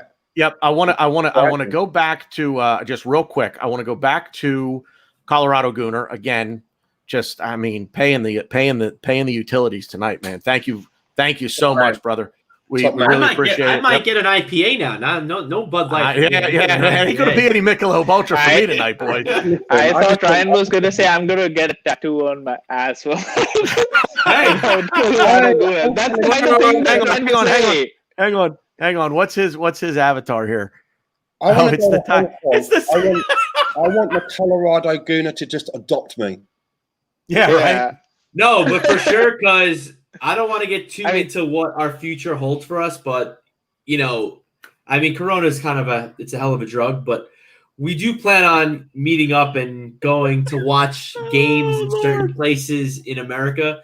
And all I know is when we go to Colorado, we're definitely buying the rounds for you, buddy. Hopefully, we'll be out there soon. That is one thing. We definitely first of all, let me get that. Thank you, Ryan, for bringing this up because it made me think of this. So, if any of you guys in the chat box, if you know of your local pub, your local watering hole where you watch matches, please drop lines in the comment box so that we can shout out your local supporters club and where you guys get together to watch matches, obviously, when we can get back into doing that. Because I know my local establishment right now, they haven't even reopened. There are bars in Pittsburgh that, you can go sit at, or it's, 25% capacity or whatever. The place where we go in Pittsburgh to watch everything, they're not open. Their windows are boarded up and everything. So it's kind of sad. I'm kind of missing it. But, I think Colorado's the first stop. I think I just kind of announced At this point, Colorado. We're going to Colorado Gooner. Where in Colorado are you? Are you in Denver? Because I know there's a Pikes Peak Gooners supporters club there down south in the Springs. So drop a comment in the chat box, Colorado Gooner. I'm curious as to what part of Colorado you're from. And everybody in the chat box, please, drop us a line and tell us where you are. What part of North America are you in? I know we call this Same Old Arsenal USA podcast. Part of that is simply because you can't really think of any other way to write North America into the Twitter handle, to be honest with you. So, but we are America and Canada. So if you are Canadian, we're including you in this as well. So thank you guys. Obviously, if you're in Canada, I know we had a few folks watching us from Canada tonight. So big up to you guys as well. And if you're from anywhere, man, I certainly appreciate Australia, you guys all watching. I don't care where you're from. You're hanging out with Putin right now, wrestling bears in Russia. Yeah, whatever. If you're hanging out with Putin right now and wrestling bears, I don't know about Putin, but wrestling bears is pretty badass. Yeah, I want to see that as well. Film it, send it in because I want to see that. Yeah. Film it and send it in. I'll play it for you. I can play videos on this thing, man. Believe it or not, I'm actually relatively tech savvy with this. Believe that. Let's get into the Hector Bellerin news here, boys, and we're gonna combine Bellerin and Ainsley Maitland-Niles. So the rumors that popped off, I'd say late afternoon here in the States. So it was about, what would you guys say, about 3:30, 4 o'clock is when everything really started to explode around Hector Bellerin. supposedly Paris have tabled a bid in the range of 25 million pounds plus 5 million pounds in add-ons. That's not a horrible deal with the 5 million pounds in add-ons. I would still probably like to get that up to around 30 million pounds. That's where I think Hector Bellerin is. And that being said, so with Bellerin, if we sell him, Maitland-Niles has to become the first choice right back, right wing back. It just makes sense. And with the rumor that that Maitland-Niles is going to stay now, we're not looking to sell him. So that would indicate to me that Maitland-Niles would be the first choice right back. So the floor is yours, fellas. What do we think on PSG or any other team for that matter? Because then apparently Bayern were linked with it, and apparently Juventus as well. The Juve one I find hard to believe, though. Just keep hearing real bad things about Juventus and their financial situation because of the virus. So I'm kind of thinking that might be a little bit of a smokescreen. But what do we think about selling Bellerin? Would you sell him? What would you sell him for? And then we'll get into Maitland-Niles replacing him potentially. I mean, like you said, we're probably going to combine this. The way I see it, one of them's going. Bellerin, and then one of them has to go. With the Cedric extension for 4 years, and we need money. We need to sell players. We need to get some funds going. One of them's got to go. And which one do you prefer? And it's tough because everyone talks about Ozil defying the fan base, Xhaka defying the fan base, and I think this is another thing I think that could maybe divide some fans. And I think everyone could have their own say. And I don't think anyone would really be wrong because Paul Heyman. Last season, probably early in the season before the restart, I was big on Bellerin before he got hurt. I even shouted him to maybe get the armband. I really wanted him to take over his team. I think this team could have been his. Not to say it can't be. I think it still can be. But I'm in love, and I'm a big admirer of Ainsley. I can't pronounce names. Ainsley Maitland-Niles. Ainsley Maitland-Niles McMurray. It's kind of got a nice ring to it. But anyways, so I'm a huge fan. I definitely prefer him over Bellerin. I think Maitland-Niles is just a complete athlete, and of course, and I think Bellerin's I think he's a great player. I think he's known for his pace. He likes to kind of dribble into the middle of the field, maybe dribble around a player or two, which I don't hate. But as a right back, we don't necessarily need that. And I think his biggest attribute is his pace, and his pace has gone down. And it's starting to slow. Jesus, it's starting to slowly come back. But I think I don't see it.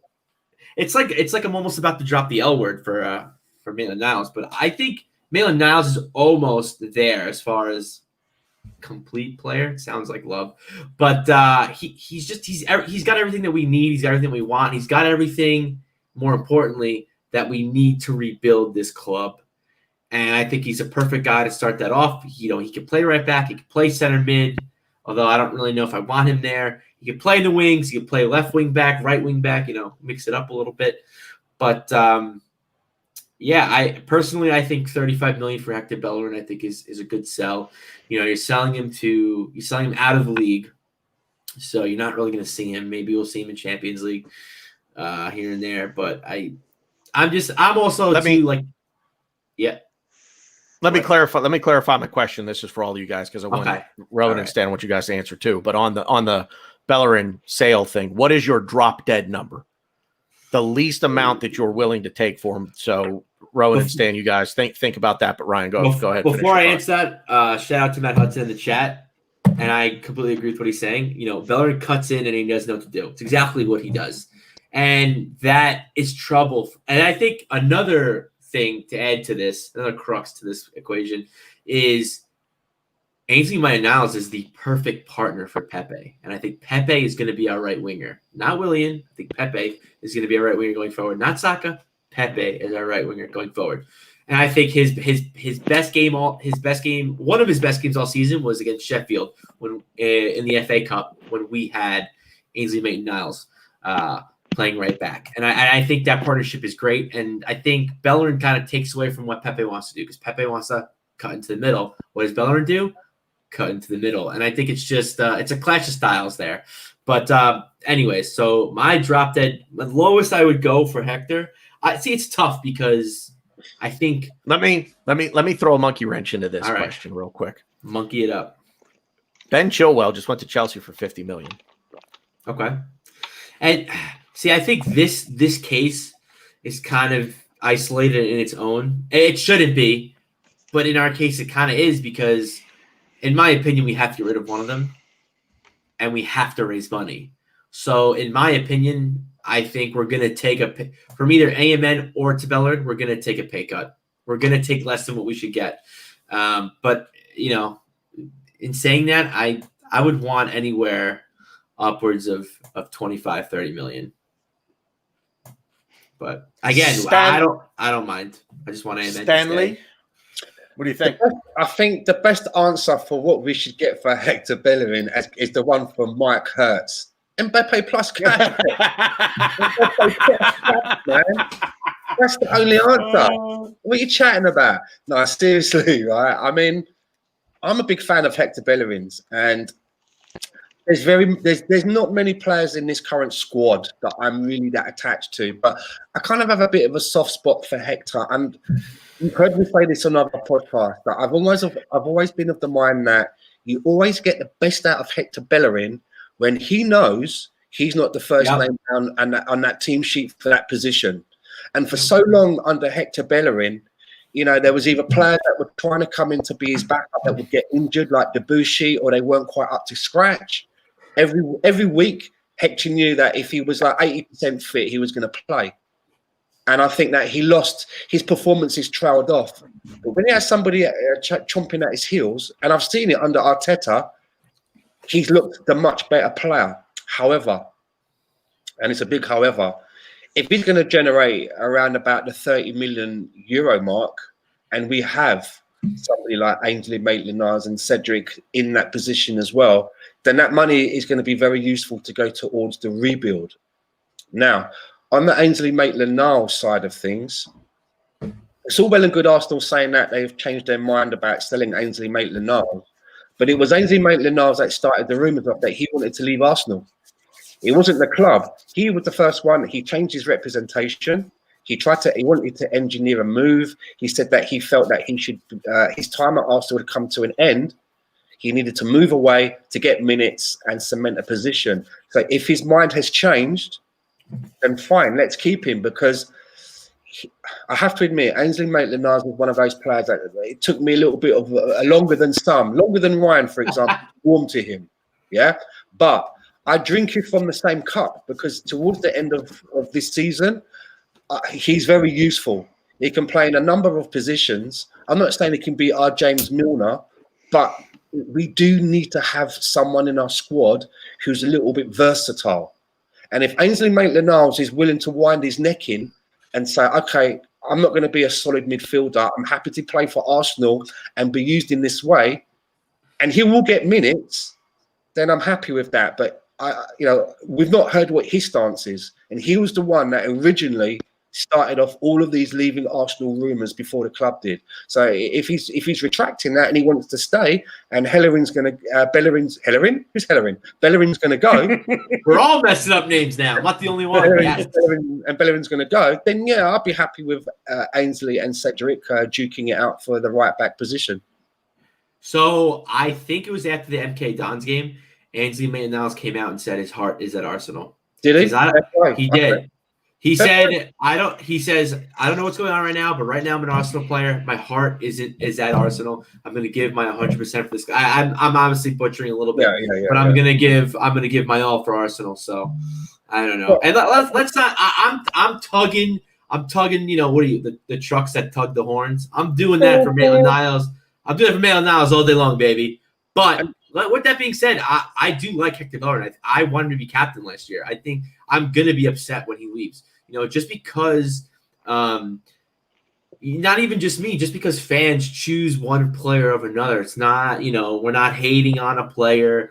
We're not like he's not good enough. It's difficult. And that's the thing with rebuilding, especially at a top level. Tough decisions are going to have to be made. People, and I'm saying even for this transfer window, players are going to be sold that are going to, they may break some hearts. It's going to happen, kind of what Colorado Gooner was saying with the likable players. I think that I think Lacazette is a very likable player. I don't think he had a good season for us last year. No. Am I going to be upset he leaves? A little bit, because I think he was kind of hyped up for a while. Like, we were getting him, and then we got him, and then it was just like, he was our player of the season, and now, kind of Aubameyang kind of taking the torch and running with it, and now Lacazette's kind of left out in the cold, and yeah, Aubameyang's putting his arm around him, but he's still not playing well, and players like him are going to be sold, like Iwobi last year. A lot of people were upset about Iwobi, but $40 million for Iwobi, yeah, sign me up. Business. Yeah, exactly. Well, for Hector as well. It will work out for everyone. Yeah, we get the cash, and look, Hector's going to love it in Paris. There are so many catwalks for him to walk down with his fashion collection. It'll be like a pig in shit. Everybody's a winner. Everybody is a winner. Yes, and again, with Colorado Gooner was saying, even if AMN, like, if he's like, all right, I'll play right back, but that's not where like he wants to play, we have bigger issues. Our right back is not our biggest issue. We went over this about our with our top transfers, how we all want midfielders. We need midfielders. Could AMN maybe play midfield for us? Maybe, but again, we may need to put some puzzle pieces in different spots. We're rebuilding, and not even the start of the season, the first game we play after the transfer window closes, we are not going to be a complete team. And I hope the fan base isn't expecting us to be like, oh, we have the perfect starting 11. This is the team we're going with. No. It's going to take a couple of transfer windows. We're not going to be complete. We just won't be. Our fan base is going to expect us to come out of blocks giving it Harlem Globetrotter style. Yeah. I do feel like fans think like that too, which is weird. Our fan base is going to expect us to come out in a week and a half and put 3 on Fulham at the Cottage, and then I don't even remember who the home opener. Oh, West Ham is Is it West Ham? Who's the home opener? Is it West Ham? Can't remember. Mate. Home opener. Yeah, second game of the season. I think it's West Ham. So our fan base is going to be looking for us to have a goal differential of about 17 after the first 2 matches, and then we go to Anfield to play Liverpool. And West Ham. Mark my words, because we've beaten them twice. If we lose to Liverpool at Anfield in that 3rd match of the season, wait until you see the torches and pitchforks come out as Arteta out.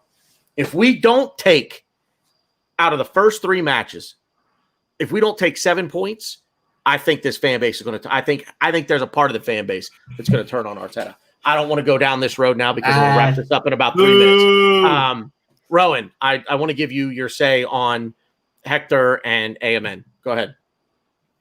I don't care what the fan base is going to think. I only care what the Colorado Gooner is going to think. That's the only opinion that matters. Colorado Gooner, you're our guy now, man. I'm telling you, you better be here week in and week out. And I'm not talking for the money, bro. I'm not talking for that. I want you here every week. What's that? So, I said, what are you? You're begging for money now, man. So I'm gonna. I absolutely agree with everything that Ryan and Stan have said. I was a big fan of Hector when he came in. Every time I think of him, I think of that Bayern Munich game when he burst into the scenes. And I had high expectations of him. There was a time when Barcelona wanted him for 50 million, and then we didn't want to sell him. Right? He's had his injury. He doesn't perform when he doesn't have competition. All of that is fine. He's lost a bit of pace. That's going to happen. He's had an ACL injury.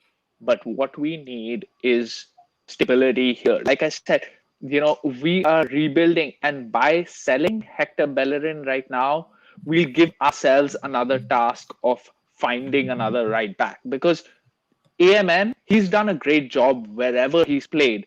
But he's not a defender. We have to remember that he's going to be found out at some point. He can't play 50 games at right back, and we're just going to give ourselves another task of finding the right replacement. So every player has a price, and if somebody gives me 35 million for Hector, then I would have to sell him. But my priority wouldn't be to shift Hector out. That's not something that I would want to do right now. I'd want to keep him.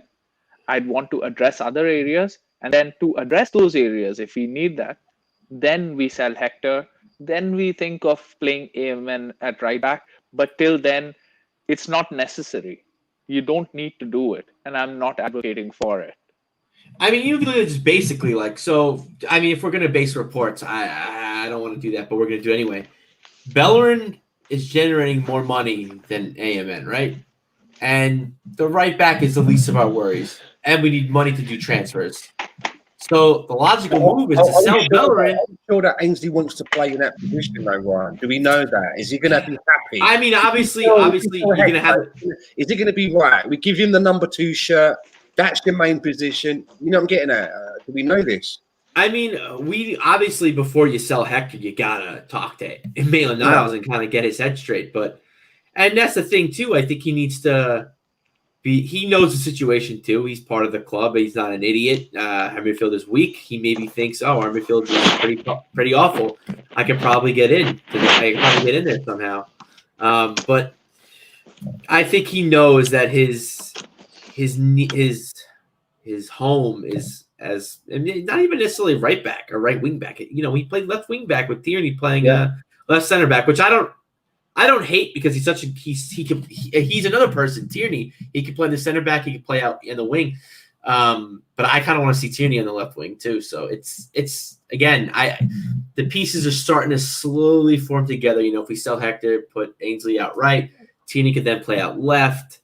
I think it's a moving cog. Once our center backs come back healthy with Mari, maybe Mari comes into this to the 3 at the back. Yeah. Tierney pushes out AMN goes right. It's a moving puzzle, and we just got to adapt to it because, like I said, our starting 11 is not. We're not going to be finished at the end of this transfer window. No. Not by a long shot.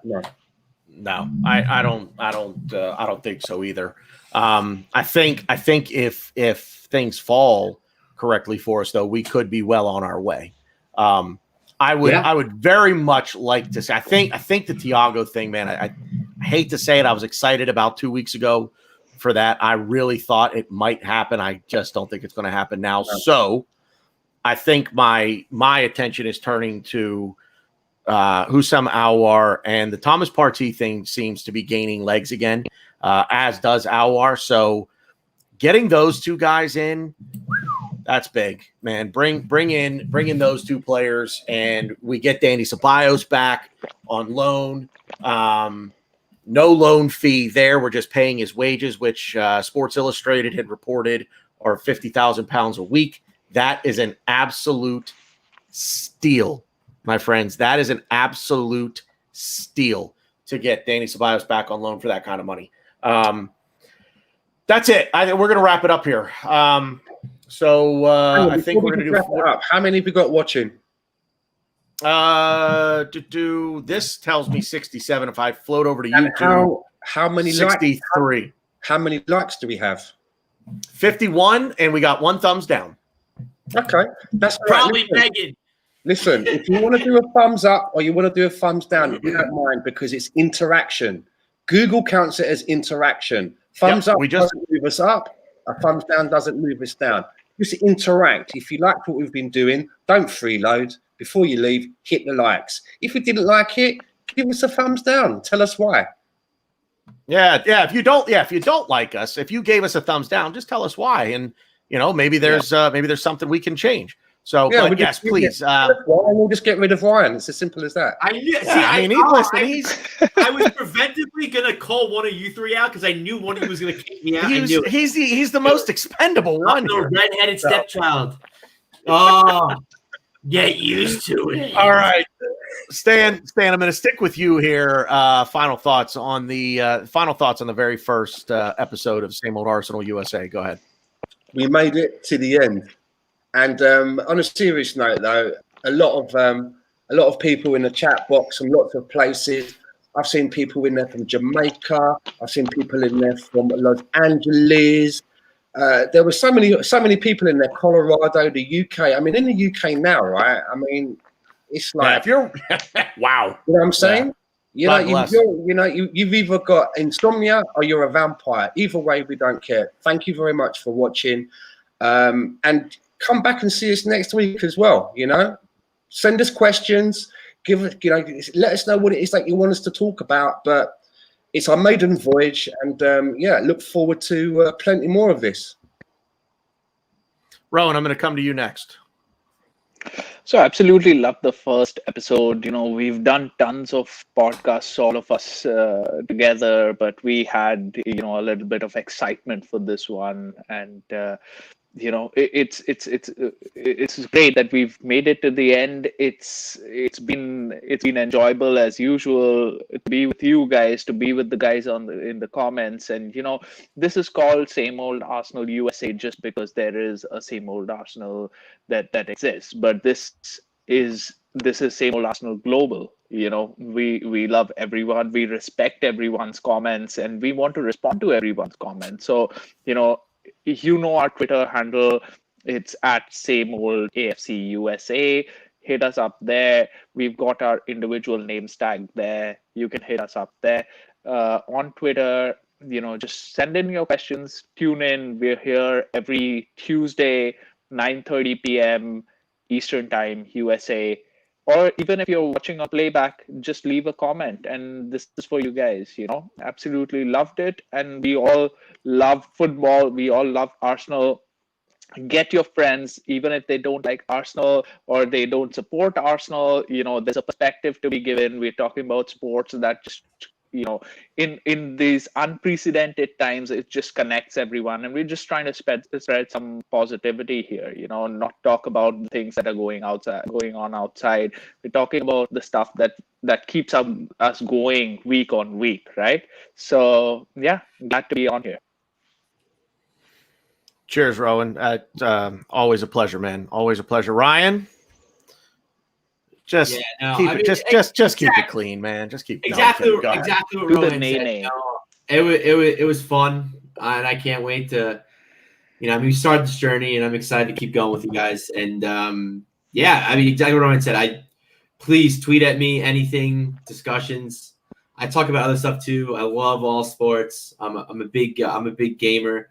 I have a PS4. If you guys ever want to add me, play some games. I love video games. But yeah, you're gonna hear way more from us. I'm also part of the Ars Bros. Yeah, I'm also part of the Ars Bros. And my best way to describe it, if you've never heard of it, the Ars Bros is essentially my OnlyFans account. So if you guys are into the OnlyFans account thing, then yeah, Ars Bros is definitely for you. So I'm going to be doing a show on there. I'm going to be talking about the Europa League. No, I'm not. I'm talking about the Europa League and, FA Cup. And this is so distracting, Tanner. I hate you. All the cups for Ars Pros, and we have a bunch of good shows on there. Max and Toby are going to be doing their own show. Shout out to Mike Scunny. Just kind of coming into the fold, using a preview show for us, and the ever so popular Manny Riz, who is very dark on social media, but he is quite the presence on our pods. We'll be doing hot topics as always, so I'm excited to see you guys on there. Excited to see you guys on here. Please, though, guys, interact with me. I love it. I love the banter. I love I love everything. So let's keep it going. I didn't know we could plug our own shit. I would have started talking about my book that's coming out. No, I'm joking. There is no book. There is no book. There is no book. All right. Final thoughts. Yeah, I'm gonna pretty much echo what these guys all said, and the four of us have kind of been at this for a little while now together. Whether it was on my show, the Bearded Gooner show. I want to give a shout out to Ray over at Arsenal Fan Circle because he is the one that brought us together. So I don't think he's with us in the chat anymore. He may have dipped off to bed. But Ray, if you're still watching, thank you so much, man. This is not happening, quite frankly, without Ray, without Arsenal Fan Circle. So final thoughts to just, excited to start this journey, man. We're hoping to do some big things. We've got some, we talk and have some big ideas, whether or not we ever achieve them in this ever changing world of coronavirus, that remains to be seen. But, hopefully we pull off some of the things that we've talked about.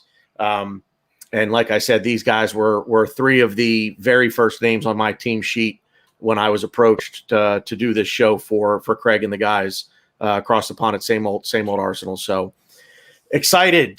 Great show, guys. Great show. And thank you guys. My partners in crime here, Ryan, Stanrow, and thank you guys so much, because again, without you guys, it's not happening. So, and I think we make a pretty formidable foursome. At some point, the four horsemen of Arsenal YouTube or Arsenal podcasts, that's going to happen, and we're going to be the four horsemen. So I don't know. Stan, you know what I'm talking about when I say the four horsemen, and if you don't, we're going to have words backstage. Yeah, okay. There we go. You know what I'm talking about. Yeah, baby.